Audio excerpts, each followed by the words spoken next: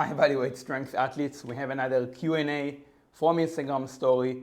All of the questions that you applied, I went over them. Let me tell you, they are spot on. I'm very proud of the community. The questions are really interesting. I marked a lot of them.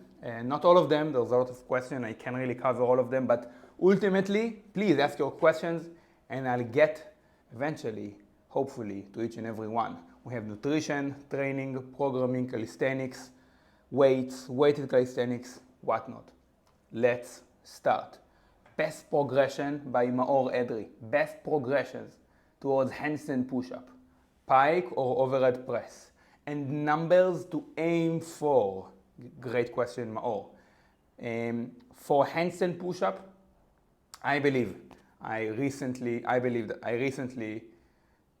posted this. So if you're purely going body weight, I prefer that you will first master push-ups. I will then have you move on towards dips, parallel bar dips, and then I will start playing with wall-assisted handstand push-up. Why? Because the pike push-up is easily screwable. Every beginner, someone with insufficient amount of shoulder strength that I saw implementing the pike push-ups have messed them up completely. Why? Because they are too weak to apply the right, correct technique. When I demonstrate, when I have sufficient shoulder strength, I can really load the shoulders. But for a beginner with insufficient amount of shoulder and tricep strength built primarily using push-ups and dips, it will simply be not measurable enough, not objective enough, not scalable enough, thus an inefficient exercise variation. So if you're only using bodyweight, those are my recommendations. You can, if you use weight, build overhead pressing strength with barbells or dumbbells, and you can aim get multiple sets of 5 reps with 3/4 body weight. So if you weigh 80, you should press 60 kilograms for multiple sets of 5, and then you'll have a solid transition into back to wall or chest to wall assisted handstand push-ups. Assistance, I mean just wall on the wall for the balance, but you'll have enough strength. And the great thing is that all of the process that you gain strength was very measurable. You easily manage that. It is objective, weight on the bar, session to session, week to week, scalable, change the rep range, and so on. Next question, VCXD4443, how to train if you want to get good in weighted calisthenics. So, weighted calisthenics is all about weighted dips, weighted chin-ups, often also bar muscle up, and sometimes squat. It's quite well-rounded, absolute strength sport. By that I mean that it has upper body push, pull, lower body, and skill with the bar muscle up. It is not well-rounded in general because it is only about 1 rep maxes. If you want to train with it, you'll have to train heavy, predominantly the 1 to 10 rep range, starting with higher volumes, sets of 8, 10, 6, 5, and transitioning into heavier sets of triples, doubles, singles, really nailing down the technique with heavy loads, building a lot of volume with higher volumes. So that will be your rep range. You wouldn't want to exceed that altogether, and you will mainly focus on simply training the weighted dips, chin-ups, bar muscle up, and squat. You don't have to really tinker with so many exercises, especially not at the beginning. Focus on the primary main movements. Train them twice a week. That is usually a sufficient amount of training frequency per movement. And you should get good at them. Play with the rep ranges. As long as you stick to the movements, you'll be fine. Ilian Lonla asks, do you follow any particular stretching mobility routine? I have right now, not so much. When I warm up, I do some handstands. I superset that with some hip mobility stretches, like a lunge, Cossack squat, pigeon stretch, hip internal rotation. Hips are naturally tight for me. That's my current stretching routine. Oz Drus Franz asks, relevance of pectoral muscle in calisthenic skills, built as byproduct or focus needed? Pectoralis major, the chest muscle, is not developed at all by observation amongst gymnasts, elite ring gymnasts even, and calisthenic athletes. Therefore, if you really derive information through observation of the elite athletes, you come up with the conclusion that it is really unnecessary. Chest strength in calisthenics and gymnastic strength skills is mostly unnecessary. They have undeveloped chest as a byproduct of their training. So the chest is not as involved, that it didn't really get hypertrophy as much as biceps, elbow flexors, triceps, shoulders, and core, which are the predominant, I would say, the most developed gymnast/calisthenics muscle groups. Rafs asks, do you think it's possible to gain strength while leaning out? Body recomposition. Gaining strength while leaning out is definitely challenging. I would say that if you are a beginner, the answer is yes. If you have high body fat percentage and you are not a beginner, I would still say yes. If you are at a very low body fat percentage already and or quite strong, my answer, if I have to give a binary answer, is no. You won't be able to build strength to any significant degree. It is very, very challenging. Anyone who went deep in a fat loss phase has felt that the recovery ability dampers really. Hampers? Anyway, it goes into the dump. Motivation is harder. You have to allocate more resources into nutrition, and that's very, very difficult, especially for natural athletes. And it's just not ideal. Body recomposition, yes. So basically, if you have maintenance calories, I would say that it is almost as effective for building strength as being in a slight surplus, aka bulk. Having a calorie maintenance is enough for you to build strength, to the point that over time you should see a slight, almost inexistent, non-existent weight gain. I'm talking about maybe a kilogram per half a year. Very, very slow if you're intermediate and above. It sounds not like a lot, but I'm talking pure lean tissue. So when you're recomposition, yes. Recomping, yes, you can gain strength. You really don't need a lot of calories. Most people overdo the calories on a bulk and end up being fat. Christian HL asks, training for planche and front lever, should hypertrophy block include dumbbell press or easier isometric holds? So even on hypertrophy blocks, I would say, or higher volume strength blocks, I would still say that your primary focus should be the actual front lever and planche holds with your body, practicing the position. Nothing really beats that. So I prefer that you do that with higher volumes, longer time under tension, longer isometric holds, than doing the dumbbell movements, which mimic the skills. You can supplement the long isometric holds with the dumbbells. You can add that for a few sets afterwards. That will be a great idea. Jugla Chuhan, 21. Nutrition-related joint health, please. Vegan, non-vegan, and supplements. So, nutrition-related joint health. I would say that you should take care of collagen intake, which is protein that is primarily found on joints and tendons of animal sources of protein, animal products. So bone broth and stews will have that. If you cook them in bones, you get a lot of joints in them. All of the juices, the fluids will have a lot of collagen. The collagen gets secreted into the juice.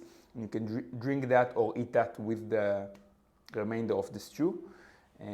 You'll get tons of collagen, and that's the same collagen that really is necessary when we want to build joint health, tendons, thicker joints, tendons for calisthenics, for strength training. There's not a lot of vegan options. You can supplement, yes. If you're vegan, you can supplement with collagen. It will be very, very difficult for you to get naturally from whole vegan sources of foods sufficient amount of collagen. That's one. The second thing for joint health, I would say, to reduce inflammation. So it's like what you should do, consume collagen. What you should not do, increase inflammation. So to reduce levels of inflammation in the body, take out processed foods, which is primary processed sugars and junk food, processed fats, seed oils, trans fat. Those are the most inflammatory foods. If you get them out of your diet, you'll be mostly fine, and joint health should improve. Next question. Samulim.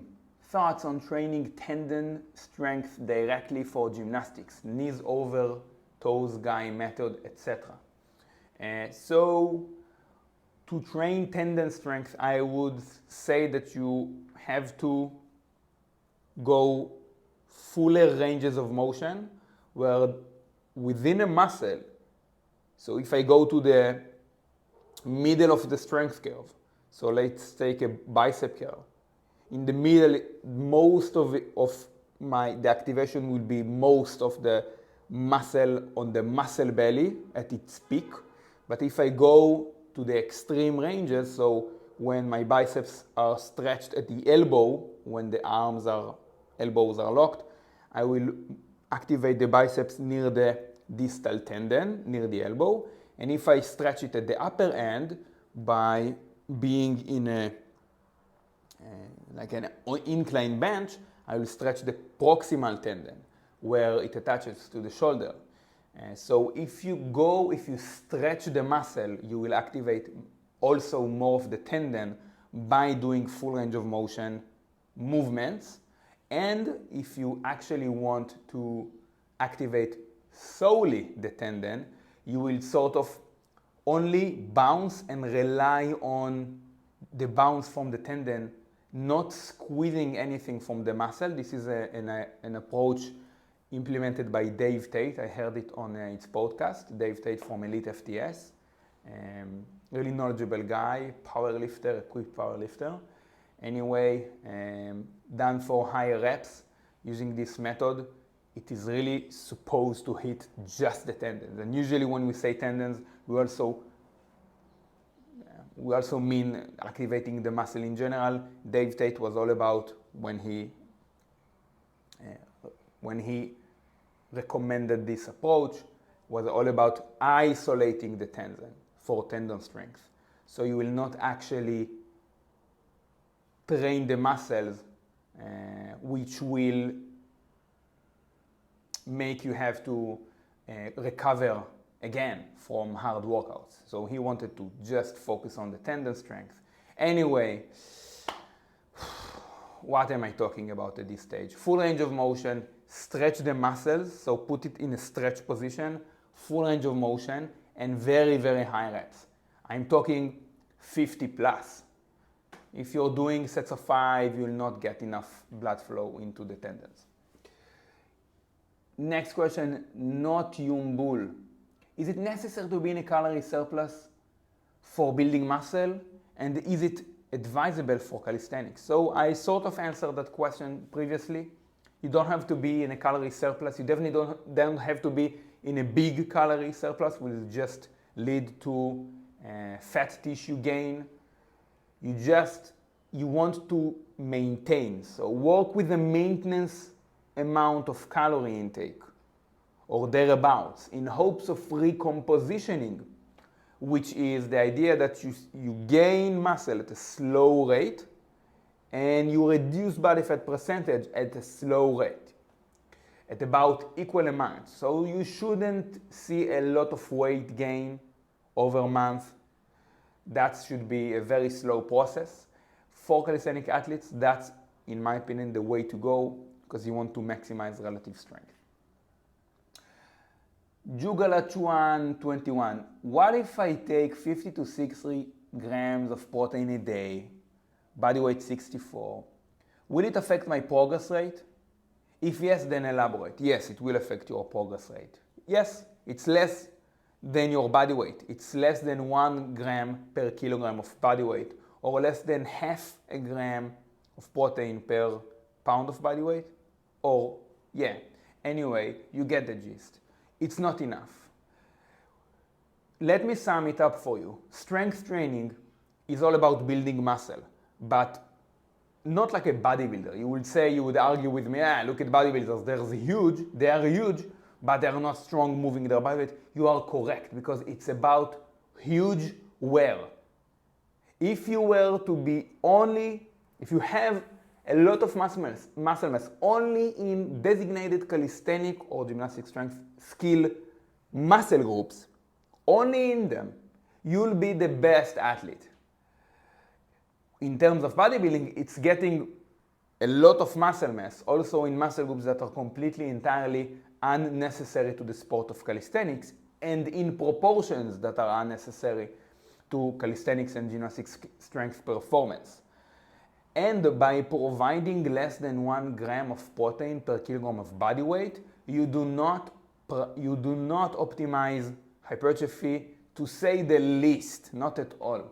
I would double that easily. Next question. Ulas Reverov, can we do only overhead press for shoulders? Yes. Short answer, simple answer, yes. Old school style strength athletes, power lifters, weightlifters, they would focus on the main lifts.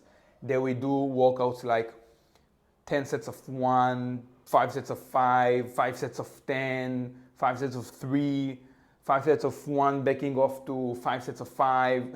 Really a lot of work with 1, 2 movements at a time per workout. Focus on that. So by doing overhead press, you get insane amount of shoulder development, and by focusing only on that, you will develop at the end of the day more shoulder size than a lot of people who only focus on lateral raises and sort of those very, very small light movements.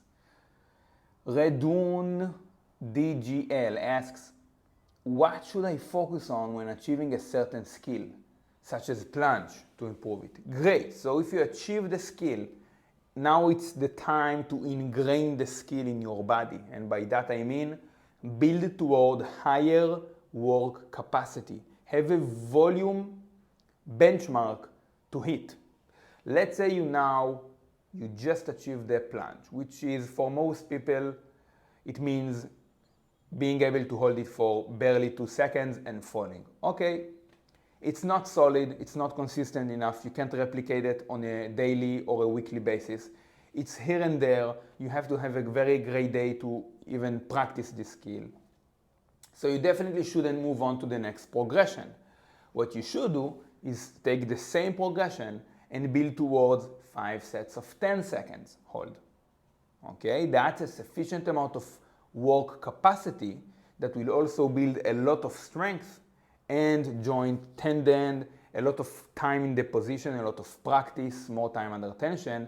So when you move on to the next progression, you will be very, very strong and stable in the joints.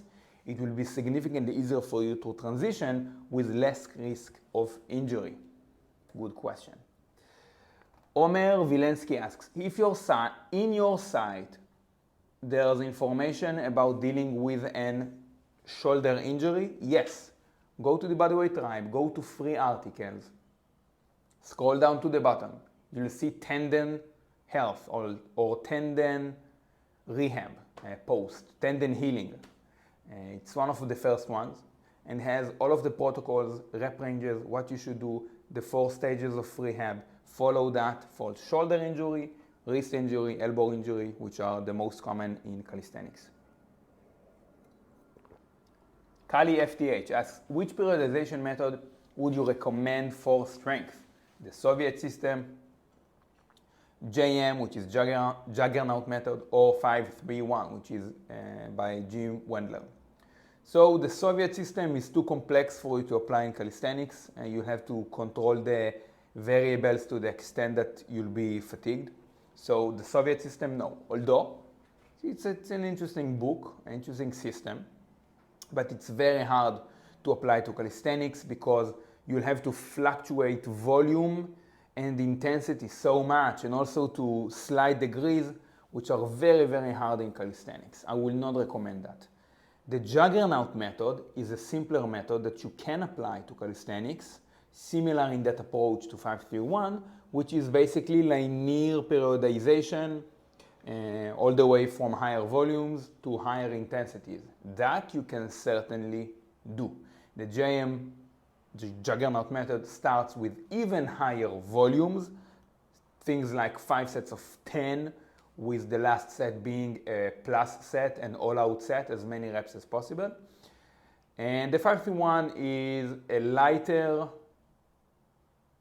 easier program, I would say, that have you working relatively with higher intensities. Both can work if you apply the band system and you can track the weights, or if you do weighted calisthenics, so you do weighted dips, weighted chin-ups, so it's very easy and measurable to track and scale the loads.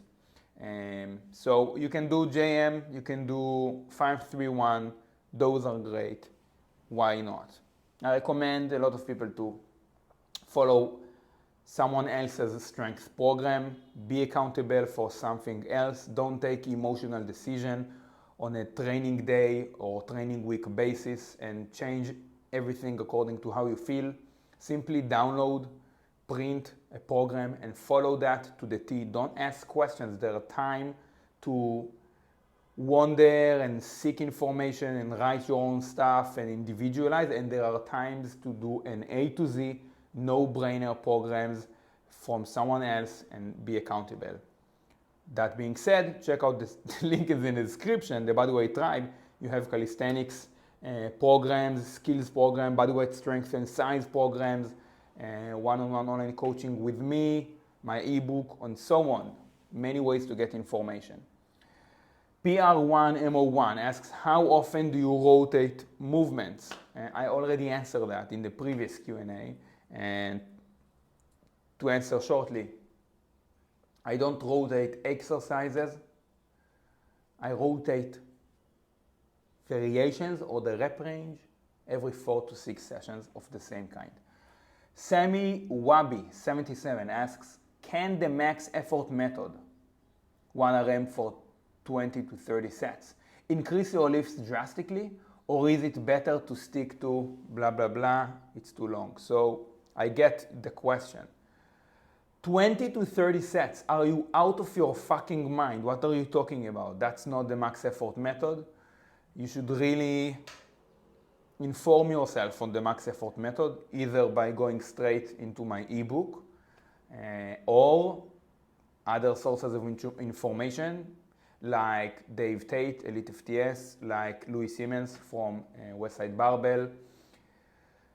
Those sources of information, great coaches. And 20 to 30 sets will lead to injury, will lead to joint inflammation for sure, will lead to stagnation in a matter of 5 sessions maximum. In those 5 sessions, you will gain a lot of strength. You will think that, wow, I'm making so much progress, I should do more of that. That's just the specialized high-intensity practice fooling you, which you will hit a wall very, very soon thereafter. And eventually, if you persist with that, you will also injure yourself. That's too much. If you do about 1 to 5 max effort sets with close to 1 rep max per session, which is not too much, just 1, 2, 3 sets thereabouts, yes, you practice training heavy, which is a skill in it of itself. You do that with your calisthenic skills, which is specific strength practice, highest importance. you will gain strength. You also do it to an extent that will not risk injury too much and is recoverable. Steve J20, what's the most difficult and easiest part for you about nutrition? Wow, great question. For me, I love eating. I love cooking, I love eating. I love eating great foods, whole sources of food. I like high protein foods. I like health foods. I like nutritious foods at this point. I've been doing that so much to the extent that I don't have to force myself to, I don't feel limited not eating junk food, sweets, and so on. I am so attached to eating well and healthy that it is almost unquestionable. So that's the type of foods that I enjoy. That's the easiest part for me. The hardest part about nutrition, which is not necessarily nutritious, is getting down to a very low body fat percentage. So that's the hard part for me. If I have to cut down in hopes of, let's say, improving relative strength, it's very hard for myself to limit quantity of food, even with whole sources of food. To maintain about 15-16% body fat, I can do it quite easily. I can feel well, eat almost as much whole foods as I want, as many fruits, as much protein as I like, and some carb sources like white rice, white potatoes, sweet potatoes, maybe some bread. But if I have to get down to a very low body fat percentage, that's not really my thing. That's naturally, that doesn't come easy for me. I much rather just stick to whole foods and let them dictate satiety, which for most people will be enough to lose a lot of fat and gain strength. For me, if I want to really prioritize and optimize fat loss, it's not enough. Tomer Tuber asks, at which stage do you suggest to neglect the straddle and instead practice full position with bands? So I would not say neglect the straddle. You can always come back to it. You should look at it as a matter of scaling the load. You can do both simultaneously. You can do workouts where you start very heavy and you back off 2 sets of straddle planche for higher duration. That's an example. So you don't have to neglect it altogether per se. I would say that you should first really solidify straddle planche hold. I'm talking about 5 sets of 10 seconds. And in that, when you have that, you will almost immediately have full planche. But by the time that you transition to full planche specific band assisted work, you will have significantly more stable joint. Your body awareness will be better. You'll have better work capacity. You can work harder for longer durations because you build work capacity with the straddle planche. You'll have easier time learning the full planche. It will take you a matter of less sessions with reduced risk of injury. So I would say about 5 sets of 10 seconds, build volume, and only then move on to the next progression. VL Che asks, should training calisthenics be periodized and should I be light for calisthenics? I will answer that as 2 separate questions. You should be, generally speaking, light for calisthenics. So everybody has their own different build, height, wingspan, and natural weight, right? If you take yourself, just looking at yourself individually, if you lower your body fat percentage to the point that you can maintain realistically, and it is also healthy, let's say about 8 to 15% body fat, and you can play in that body fat percentage range, by reducing fat mass to that degree, you will increase relative strength provided you preserved or increased muscle mass doing calisthenics or gymnastics strength training, yes. And now when we're talking about comparing yourself to other people, if you are 180 or 190 centimeters tall, meters tall, the taller athlete, the heavier athlete, will always be disadvantaged to the lighter and smaller athlete. Okay, so both ideas can exist at the same time. Individually, both athletes individually, when they will optimize muscle mass, preserve and increase muscle mass while losing fat, will improve performance, both of them. Should training calisthenics be periodized and also should calisthenics training be periodized? Yes, it should be. Periodization is just another term for changing training, changing any parameter in training, which for me sounds very, very natural. You should change training. You can't repeat the same workout indefinitely and expect results. You must change something in your workout, more weight, more load, more sets, more reps, longer time under tension, longer isometric holds, harder progressions, more exercises, and so on, for your body to adapt. If you do the same stuff and expect different results, you're insane, right? That's something that I believe Albert Einstein said. At least that's what people write nowadays. You really don't know where the quote sourced from. There's always Winston Churchill or Albert Einstein written under any motivational quote. So I don't know. Maybe they were as genius as people claim them to be. Anyway, you should periodize training. Yes, you should change rep ranges. You can benefit from sets of 10, 15, sets of 5, and singles, really heavy work. And you can do dynamic exercise and you can do static exercise. So yeah, you should periodize your training. Great question. When to transition from dips to floor handstand push-up? Tiago Burgess TJ.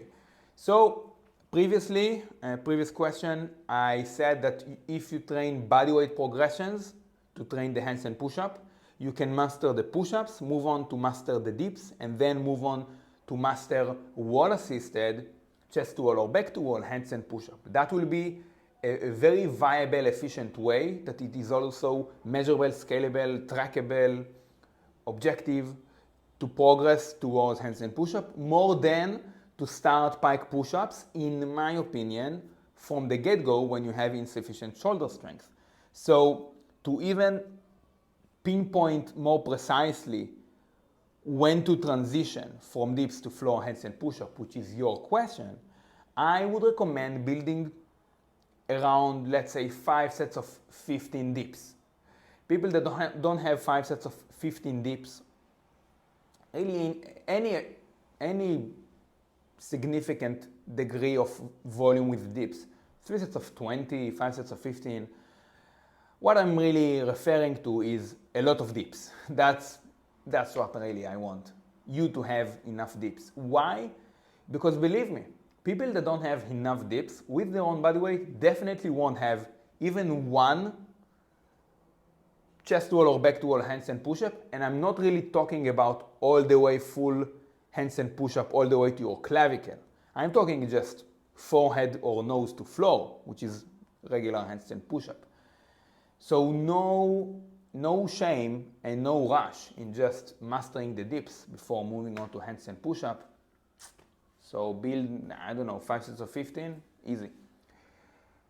Brano Kero asks, it's better structured training for calisthenics with skills and strength at the same day or different days?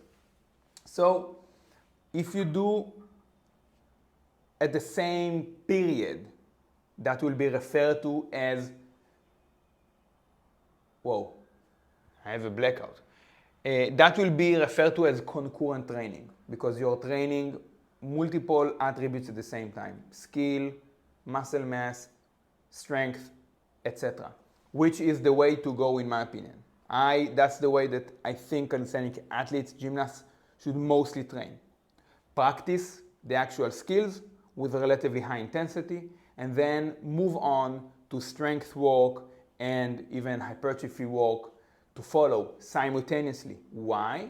Because you then teach the newly acquired muscle mass to train to hold a certain position. Whereas if you have different separate periods of just high intensity and high volume, or just skill and just strength, it will be harder for you to convert, to transfer over to the information from one block, from one phase to the next. So I recommend training them on the same day or on the same week, different training days, which both will be referred to as simultaneously. CCC 10-10-10 asks, what's your weekly split? I currently train strength training 4 days a week. I have a ring reverse muscle up, aka elevator day. I have a planche day. I have a freestanding handstand push-up day, and I have a lower body day. So it is 3-to-1 upper to lower ratio, which is great for me. It's sufficient amount of leg work, whilst allowing me to focus on the skill that I currently prioritize. And on every training day, I also perform other exercises for those main movements. Rowan Movement asks, favorite nutrients ratio for health and performance? I don't really know what you mean by ratio. I will just say general nutrients that I think that you should consume for health and performance. Let's start by protein, which is easy. That should be a priority of yours. As the name implies, originated in Greek, protein, of first priority. That's protein. Take care of that. Animal sources of protein are the best because you also get the most bioavailable protein, which is easily digested in the body and converted in an efficient manner. Basically means what you eat is what you get, unlike a lot of plant proteins, where even if you get 30 grams of protein, you might only digest about 10 grams of protein. So let's start by protein, animal sources of protein, which also include the most essential micronutrients for humans. A lot of the B vitamins, with Vince Gironda called them blood builders, the B vitamins from all the red meat and so on. The blood builders, because you have a lot of really essential nutrients there. Iron, folic acid, you have creatine in animal sources of protein. So you get a lot of added stuff. You get selenium, you get choline for cognitive function, you get omega-3s from them, and so on. So yeah, those proteins, animal sources of protein, they will include most of the nutrients that you need. And I would say general nutrients that people lack are vitamin D. You can get them from the sun, or if you live in a cold, rainy environment, you can supplement vitamin D. A lot of people lack omega-3 because they don't eat a lot of animal products, fish, fatty fish, sardines, salmon, and so on. A lot of people lack zinc. A lot of people lack iron and B12 from insufficient amount of animal sources of protein, animal products altogether.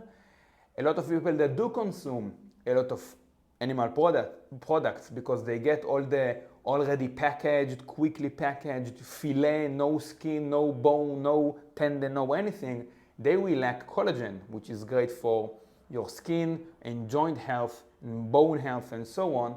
So you should consume also some, let's say, meat on the bone, so you can cook that, and the collagen, you get a lot of benefits from the collagen. So even if you get a lot of animal products, don't get just the muscle protein. Don't get that just the muscle. A lot of people lack calcium because they don't get sufficient amount of dairy in their products, or again, going back to the bones. If you get a lot of bones, collagens, you will also get calcium. Again, going back to also sardines, where you get the full sardine with the spine, with everything. And don't get the filet one, just the muscle. Get everything. Where was I? Omega-3, zinc, B vitamins, iron, calcium, omega-3, did I say that? Vitamin D, and magnesium, very, very important for sport, and potassium, very important for performance, and salt, funny enough. A lot of people who train, especially those who train in hot climate, don't get enough salt actually. So here in Israel, the recommendation, but also in other establishments, it's about 2,800 milligrams of sodium per day, but American College of Sports Medicine, ACSM, changed that. They recommend for athletes about 7 grams per day, so almost triple the amount, and even more than that. So if you train, and especially if you're in a humid or hot climate, you should consume a sufficient amount of sodium. Great question too. M.I. Tarzan asks, what's your policy with alcohol in a party, weddings, and such? Also about junk foods.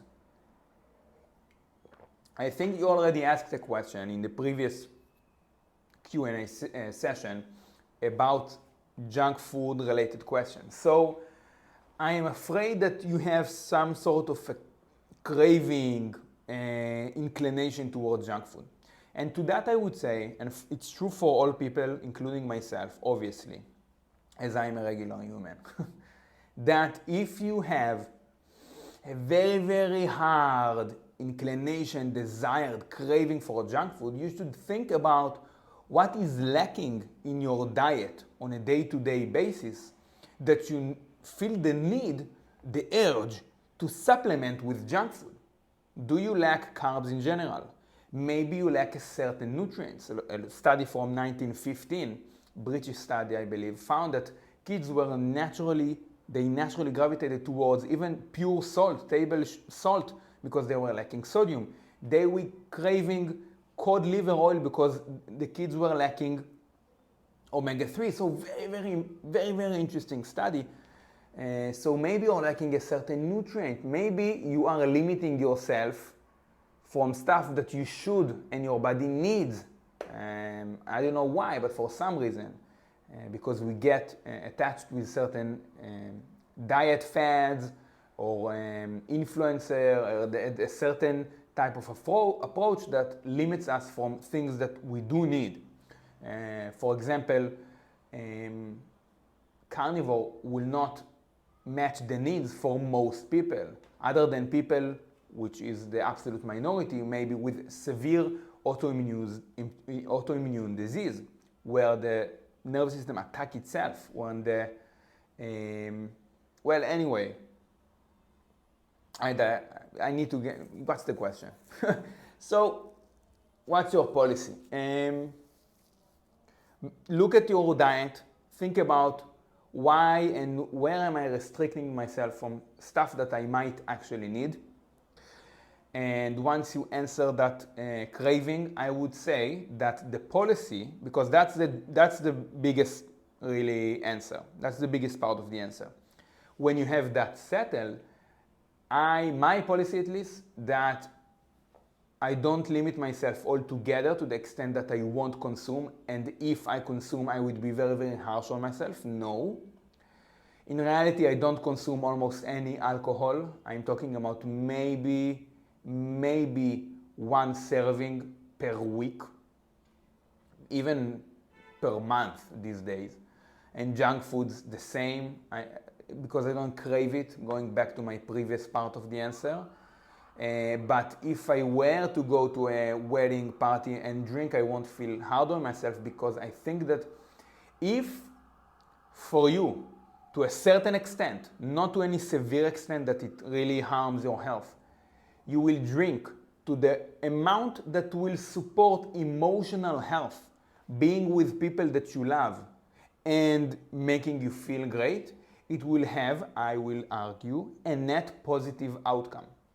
If you will feel so limited by not drinking even one serving of alcohol in a wedding, but you feel like it will be important for you because it's an important wedding or a party or an event, to the point that you will feel that you are so limited that you have a net negative outcome, then I would say that that's not a good thing.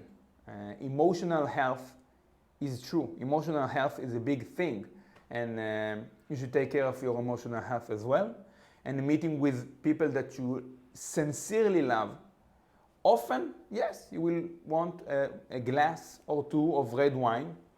And if it's not on a daily basis, then I would say that it would be and net positive, connecting to other people.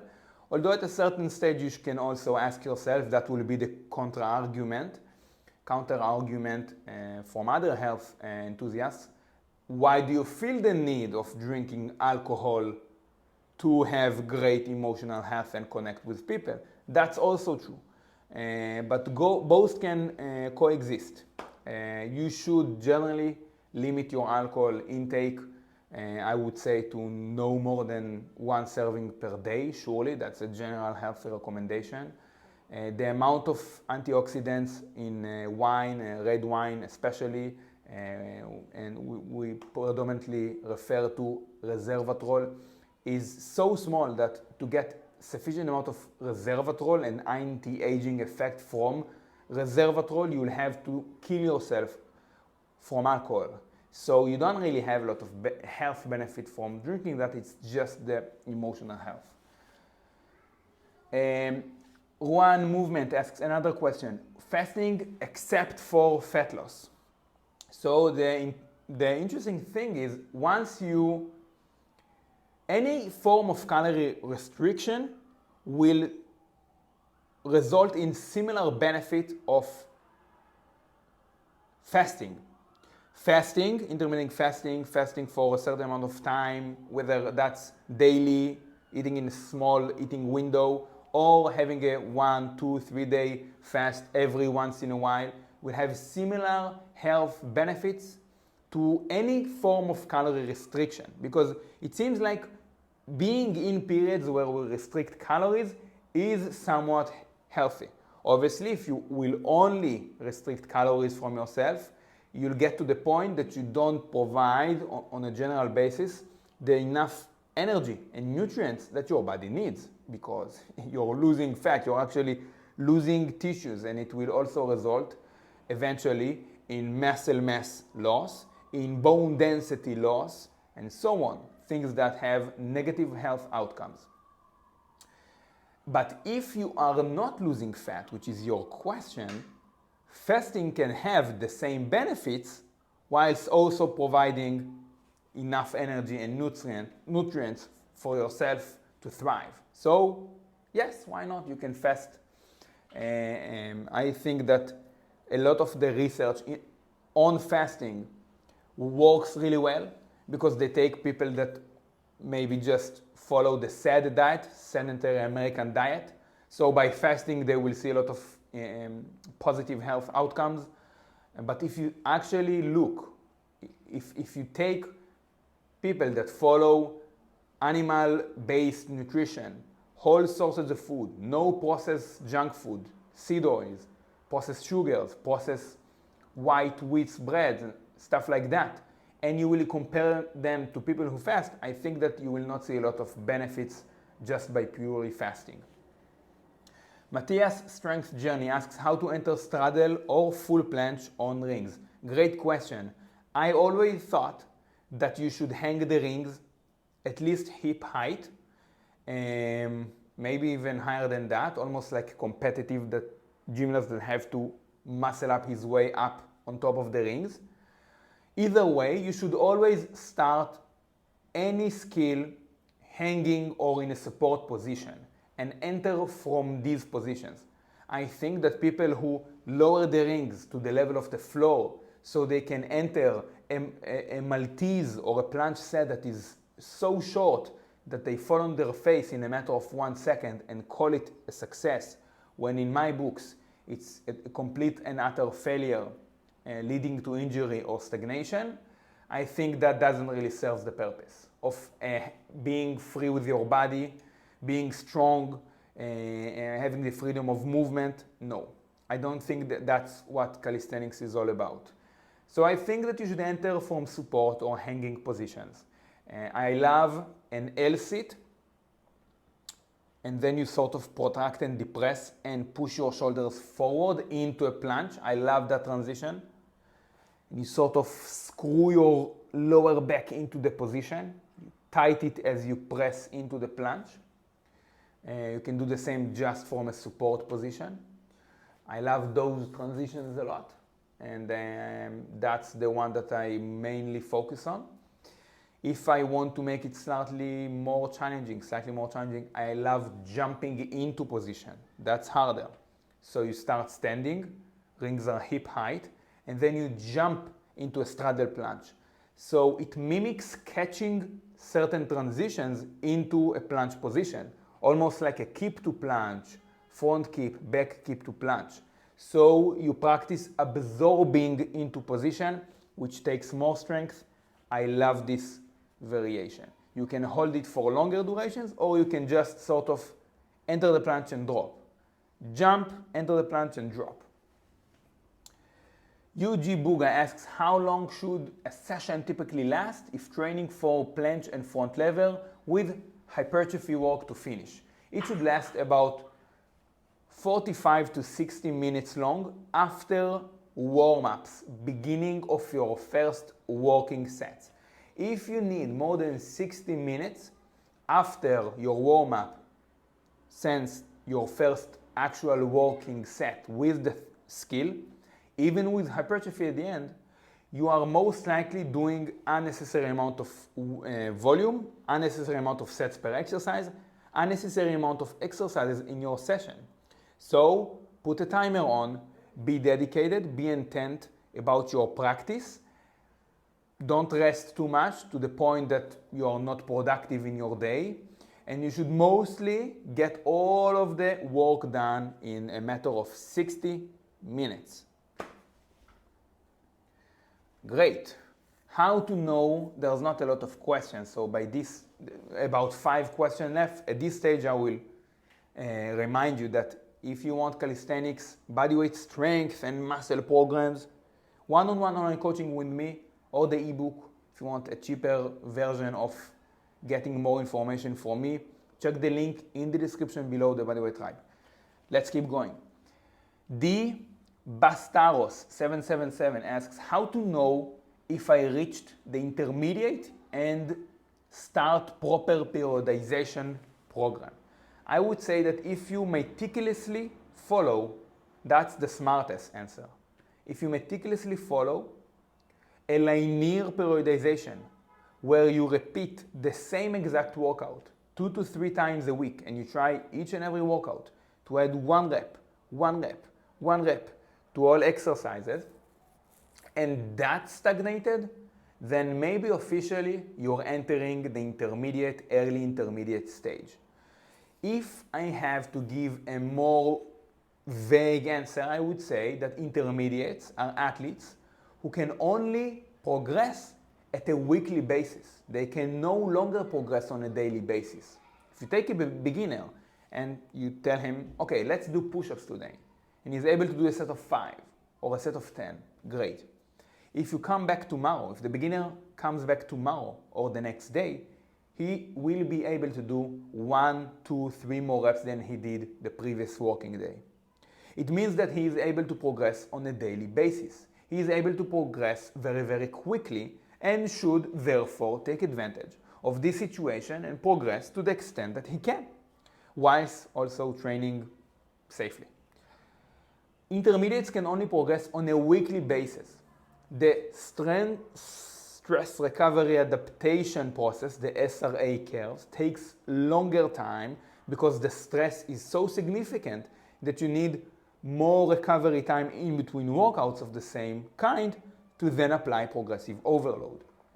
How to know if you reach the intermediate? I would say as long as you make progress on a weekly basis, then you are most likely an intermediate. And if you follow an intermediate program and you are able to make weekly progress, you are most likely an intermediate. More vague answers that are easier to understand and apply. If you build about 10 kilograms of muscles, then you are most likely not a beginner anymore. Okay? Because the progressive overload that I recommended overlaps with the idea of newbie gains. You gain strength fast because you were able to build relatively a lot of muscle mass to support cell growth. And about, let's say, 10 kilograms of mostly muscle mass is where about the beginner process usually ends. Yes. Ilan Lampi. If you could do 3 exercises only for the rest of your life, what would they be? They would be some type of squatting for my lower body and mobility, some type of rowing, bodyweight rows, inverted rows, one arm dumbbell rows, barbell rows, for back and arms. And why not pull-ups or chin-ups? Because there comes a time where it is very, very hard for your elbows to recover for a lot of people from them, especially if done to higher volumes and frequency. I believe that rowing is a much safer, consistent, reliable way to attack your back, as a lot of pull-ups, chin-ups gives elbow problems for a lot of people, and also they are less scalable, I would say. So I would choose for upper body pulling any type of rowing. It always feels nicer for me. I can feel my back more than when I do pull-ups or chin-ups. And any form of overhead pressing, handstand push-up, wall-assisted, freestanding, barbell overhead press, dumbbell overhead press. Those are the 3 exercises I would do, at least right now. That's my answer for the remainder of life. Did you ever consider hopping on gear? Lou DS asks, do you ever consider hopping on gear? No, I haven't. Not even for the slightest, really. I tinkered with that thought. Morally, I think that it's a lot of people take drugs, don't claim to be enhanced, or they claim natty, misleading a lot of people. I think that it creates a lot of harm, because I think that a lot of people take drugs, performance enhancing drugs, whilst not understanding fully the health risks. I think that people don't even yield, they don't get most out of their natural abilities. They just hop on gear. Right now you see a lot of 15, 16 years old fucking hopping on gears. You haven't trained for a full year or two. So it comes down to the idea that I was never limited by not taking drugs. Whenever I wanted to improve a movement, a muscle group, I was always able to improve it by focusing on it, putting more intensity, more frequency, more intent. If I want to improve the planche, I can train the planche twice a week, and it will surely improve by training deliberately and consistently. I was never limited. If I want to grow my legs, I can do that by doing more volume, more exercises for dedicated leg sessions.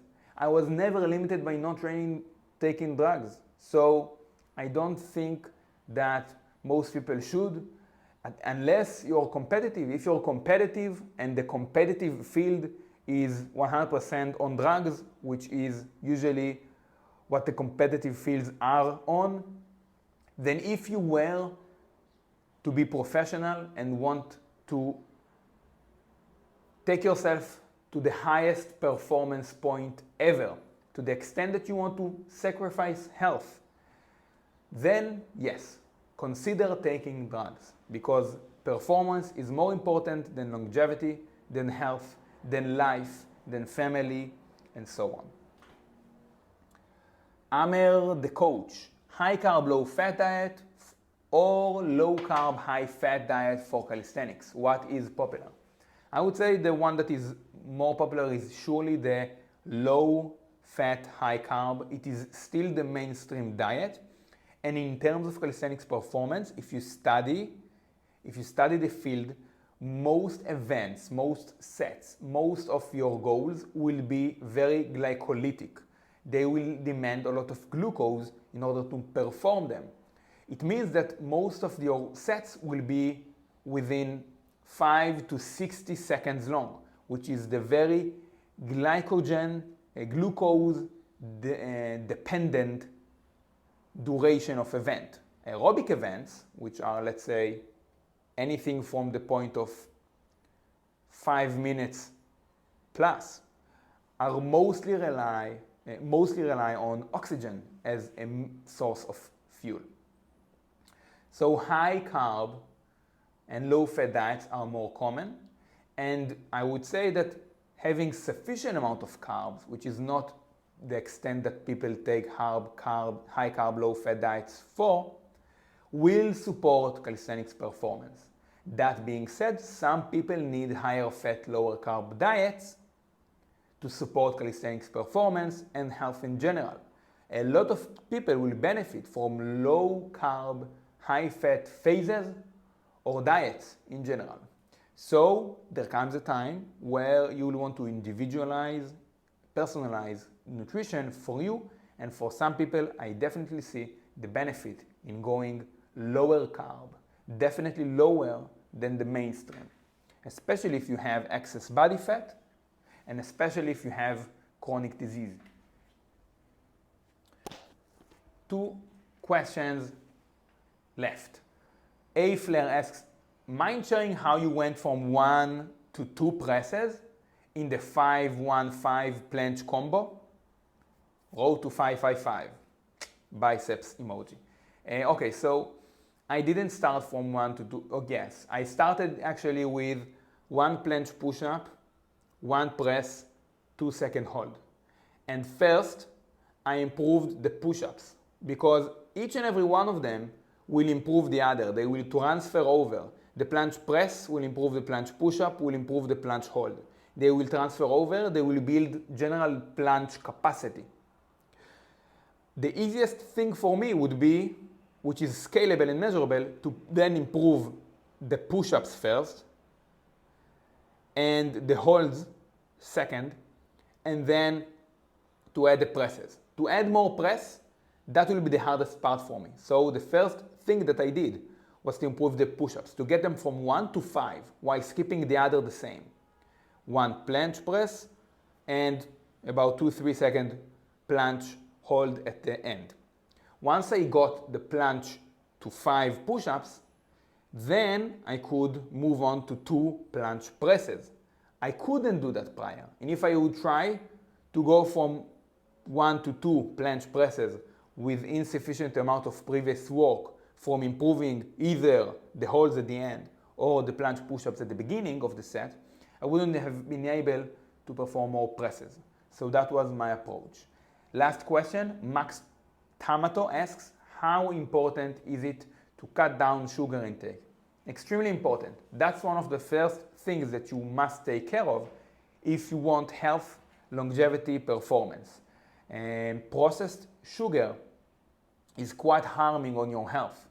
I would say cut down processed sugar because there is also natural sugar in any milk cheese product and in any fruit and natural sugars in vegetables and stuff like that.